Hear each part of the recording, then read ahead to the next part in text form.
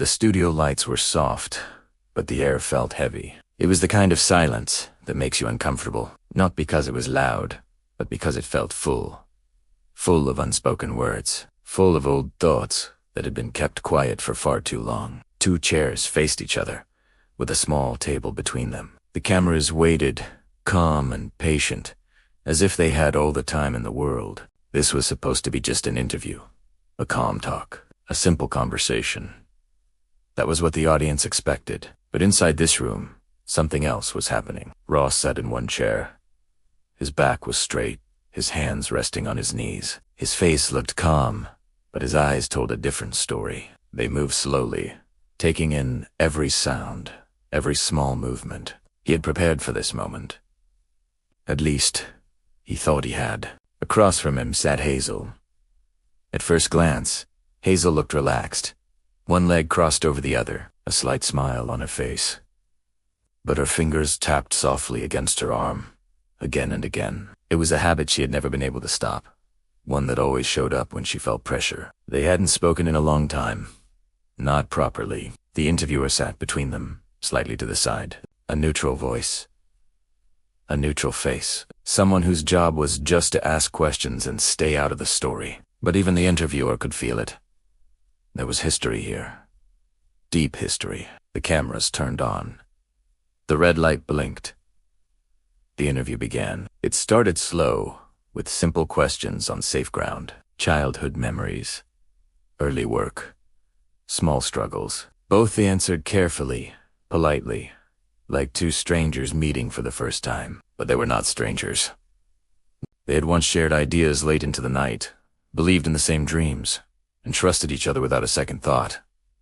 Back then, they had been equals. Ross spoke first about the early days, about confusion and searching for meaning. His voice was steady, but there was a tightness in his chest. He remembered those days clearly. Long walks, long talks, questions without answers. Hazel listened quietly. She nodded at the right moments and smiled when expected. But inside, her mind was busy. She remembered those days too, but not in the same way. When Hazel spoke, her words flowed. Easily, she talked about growth, about change, about learning when to let go of old ideas. Her tone was gentle but firm. Ross shifted in his chair. Something about her words felt sharp. Not wrong, just pointed. The interviewer noticed the change and leaned forward slightly, asking about their first disagreement. The moment their paths started to separate, there was a pause. Ross looked down for a second, then back up. He said it had been about direction, about values, about staying true to the original purpose. His voice remained calm, but his hands were now tightly clasped together.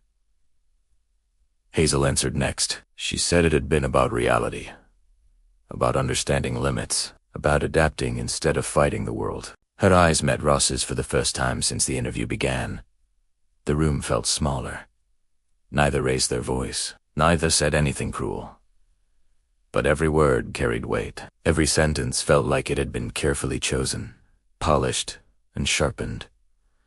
The audience watching from home might have missed it, but anyone who had ever lost a friend over pride, over dreams, over misunderstanding, would feel it right away. This was not just a conversation.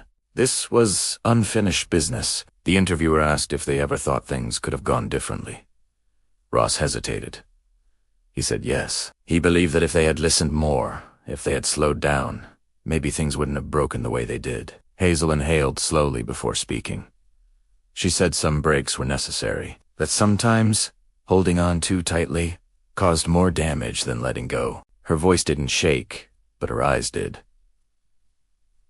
Ross noticed. For a brief moment, his expression softened. Something old stirred inside him. A memory of laughter, of trust, of a time when winning hadn't mattered. But then, Hazel continued, she said people often confuse loyalty with fear, that staying the same isn't always strength. That sentence landed hard. Ross's jaw tightened. He responded carefully, but the hurt was clear. He said change should not erase responsibility, that progress without honesty was empty. The interviewer tried to ease the tension, shifting the topic to success, achievements, and public recognition. Hazel spoke about visibility, about impact, about reaching people who needed guidance. Her words were smooth and confident. She had learned how to speak to large audiences. Ross spoke about depth, about truth, about staying uncomfortable if it meant staying real. Two minds, two paths. Both believed they were right. As the interview went on, the space between them felt wider. Not physically, but emotionally, like a river that had grown too deep to cross. Yet, beneath the tension, there was something else. Pain. Not anger, not hate. Loss. At one point, the interviewer asked a simple, unplanned question. "Do you miss working together?" The room went quiet. Russ didn't answer right away. Hazel stopped tapping her fingers. The cameras waited. Finally, Ross spoke. He said yes, not because of success or recognition, but because of trust, because of the feeling that someone truly understood him. His voice dropped slightly at the end. Hazel swallowed. When she spoke, her voice was softer than before. She said she missed the honesty of those early days. Rawness, the way they challenged each other without fear. For the first time, there was no edge in her tone, just truth. The interviewer nodded slowly, sensing the shift, and asked one last question for the segment. A question about closure. Ross looked at Hazel. Hazel looked back. Neither smiled. Ross said, "Closure isn't something you decide. It's something you arrive at, slowly, after facing what you've avoided." Hazel said, "Closure begins when people stop trying to win and start trying to understand." The red light on the camera blinked again. The segment ended.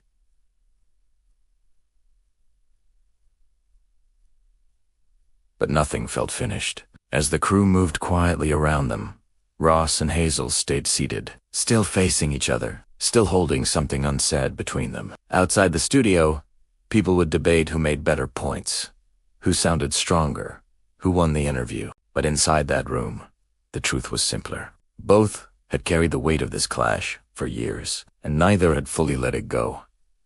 Hazel stood first. She adjusted her jacket. She hesitated for just a second, as if she wanted to say something more. Ross watched her, waiting.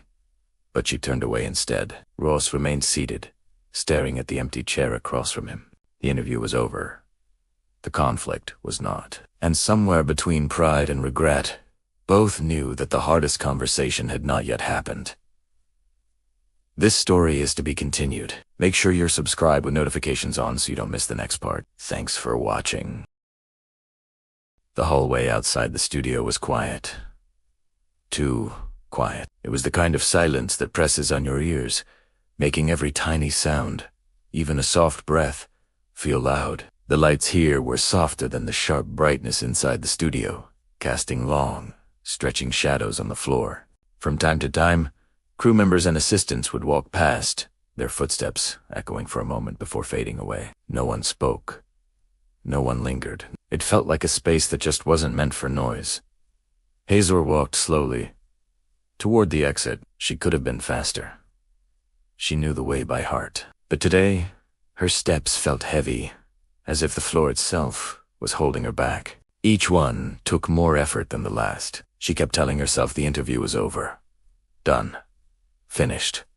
She'd answered every question carefully, stayed calm, and spoken her truth without letting her emotions take over. And yet, something felt deeply incomplete, like a sentence cut off before its end. No matter how she tried to push it away, the feeling stayed with her, quiet but persistent. Back inside the studio, Ross remained seated long after everyone else had left. The room felt enormous now, too big for just one person. He stared at the empty chair across from him, where Hazel had been sitting only minutes ago. It didn't feel empty, though. It was as if her presence still lingered there, or maybe his mind just refused to let go. He wondered how something so simple, an empty chair, could feel so heavy. Eventually, he stood up, his legs stiff from sitting and thinking for too long. He stretched, straightened his jacket, and took a slow, steady breath. The air smelled of dust, old cables, and warm lights, the scent of places where important things happen quietly,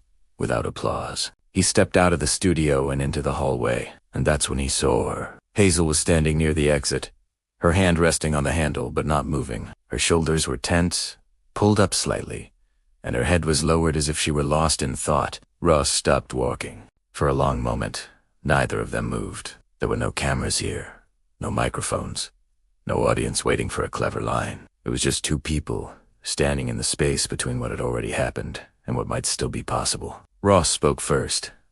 His voice wasn't loud or confident. It was, just say, honest. He said her name, softly, almost carefully, as if testing the sound of it after so much time had passed. Hazel turned around. Their eyes met again, but this time it was different. The sharp edges were gone. There was no defensiveness, no need to prove anything or protect an image. Just tired truth. Ross took a few slow steps closer, like someone approaching something fragile, afraid it might break. He told her he didn't want things to end the way they did inside the studio. That too much had been left unsaid, that the conversation felt unfinished. Hazel listened, her face calm, but her eyes searched his expression, just like she used 2 years ago, back when she could read his silences as easily as words. She said she thought they'd already said enough, that the interview had covered everything that mattered. Ross shook his head gently. Words spoken in public, he said, are never the full truth. When people know they're being watched, they speak around the pain, not through it. Real honesty rarely survives the bright lights. Hazel looked away, her eyes glancing at the floor. The wall anywhere but at him. For a second, Ross thought she might just open the door and leave, taking this small chance with her, but she didn't.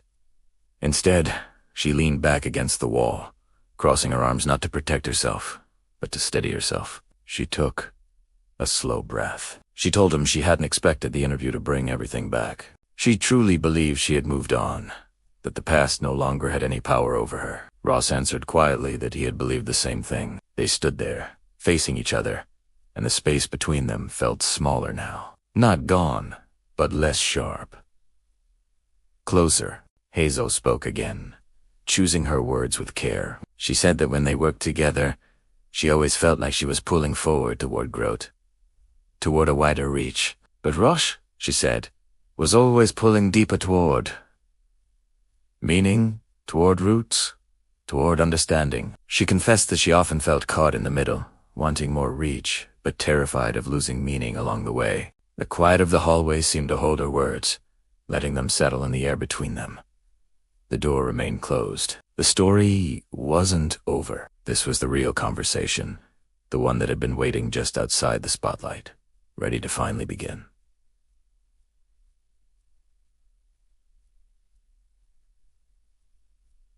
Thank you for listening. If this story resonated with you, please consider liking and subscribing for more. Ross listened without interrupting, just letting her words fill the space between them. When she was finished, he finally spoke. It told their Ed felt left behind, as everything they had built together got faster, louder, and bigger. He felt like its core was being slowly replaced.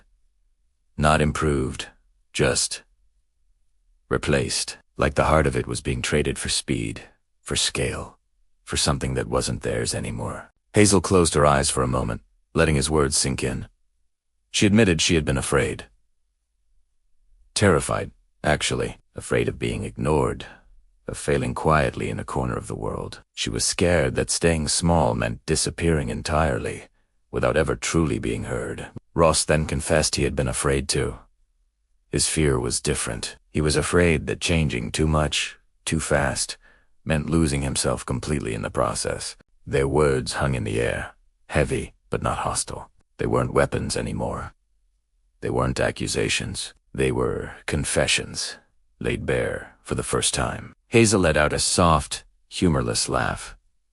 It wasn't a laugh of amusement, but of release. A tension she'd held for years was finally breaking. She said it was strange, wasn't it? How fear could push two people in completely opposite directions, even when they both wanted the same ending, the same success. Ross nodded slowly, his gaze distant. He said they had never really talked about fear back then, not once. They had argued about ideas, about plans, about the direction they should take. They debated strategies and logistics, but they never once talked about the raw emotions driving those choices from deep underneath the surface. Hazel looked at him fully now, her expression clear. She said, maybe that silence was the real break. Not the success she chased, not the direction he resisted, but the absence of honesty, right where it mattered the most. Hearing this, Ross felt something loosened inside his chest. A tightness he had carried for so many years began to ease, hoosed slightly. He told her he wished he had spoken up sooner, that he'd found the words to explain his fear instead of just his frustration. Hazel replied quietly that she wished she had listened better, that she had been able to hear the fear behind his arguments instead of just seeing resistance. For the first time in a very long time, neither of them was trying to be right. They were simply, finally, trying to understand. Somewhere down the hall, a door opened. Voices echoed briefly, a reminder of the world moving on outside, and then faded again. Time was still moving forward, but inside that small, quiet space, it felt slower, gentler. Hazel pushed herself off the wall she'd been leaning against. She said she didn't know what this conversation meant for them now. Too much time had passed. Too many different paths had been taken. The gap was too wide to cross back over. Ross agreed with a sad honesty. He said that reconciliation doesn't always mean going back to how things were. Sometimes, it just means finally closing a door, gently, together, instead of leaving it half open and painful for years. Hazel thought about that for a long moment. She admitted that she had carried a heavy weight of guilt for a long time, not for choosing her path. She was still proud of what she'd built, but for how she left. For not explaining, for not being honest, for assuming he would just understand her ambition without her needing to say the words. In turn, Ross admitted he had carried a deep-seated resentment, not because she left to pursue her dreams, but because he felt completely invisible when she did. Like his part in their story had been erased. They stood there in the quiet, finally giving names to the ghosts that had lived between them for all those years. Guilt, resentment, invisibility, fear. Hazel took a deep, cleansing breath. She said she was glad they talked, that even if nothing else ever came from it, this one moment, this one honest conversation, mattered. It mattered to her. Ross said it mattered to him, too. More than she knew. They shared a small smile. It wasn't the easy, familiar one from their shared past. This was a new one, a real one, earned through pain and quiet courage. Hazel reached for the door handle again and opened it. But before stepping out into the hallway, she turned back one last time. She looked him in the eye and said she hoped he kept going, in his own way, on his own terms, and that he could do it now without the bitterness. Ross replied with a matching sincerity. He hoped she found peace in her speed, in her success, without ever losing herself along the way. They gave each other a final, silent nod. There were no promises of a future reunion. There was no dramatic finale. There was just understanding. Hazel stepped outside. The door closed softly behind her, the click of the latch echoing in the sudden silence. Ross stood alone again, but the loneliness felt different this time. It was lighter, as if something incredibly heavy, something he'd been carrying on his back for years, had finally been set down. Later that night, Ross walked through the city. The streets were just as busy as always, alive with lights and sound, but his mind was calm. He replayed the conversation over and over, not with regret or what-ifs, but with a newfound clarity. For the first time in a long, long while, he felt complete, not because everything was fixed or magically repaired, but because nothing was hidden anymore. The truth was out, and he was free. Meanwhile, miles away, Hazel sat in her car, her hands resting on the steering wheel. She didn't start the engine right away. She just let the quiet of the empty car sit with her, processing everything. And in that silence, she realized something incredibly important. Winnan had never healed the part of her that felt broken after they split. The growth, the success, the public acclaim, none of it had filled that void. What was healing her, right now, in this moment, was honesty. Simple, difficult, and long overdue honesty. In the days that followed, people online continued to debate the interview that had brought them back into the same room. They chose sides. They argued. They speculated. Most of them missed the entire point. But Ross and Hazel stayed silent. They didn't need to explain anything to anyone else. They had each taken something private and incredibly valuable from that moment. For us, it was freedom from old wounds that had defined him for too long. For Hazel, it was a powerful reminder that success means very little if it is not built on a foundation of truth. Their paths did not cross again. At least, not in any way the public would ever see. But something fundamental had changed for both of them. The clash of their two powerful minds, their two different philosophies, had ended not with a winner and a loser, but with mutual understanding. And sometimes, that is the most powerful, most meaningful ending of all. Thanks for watching.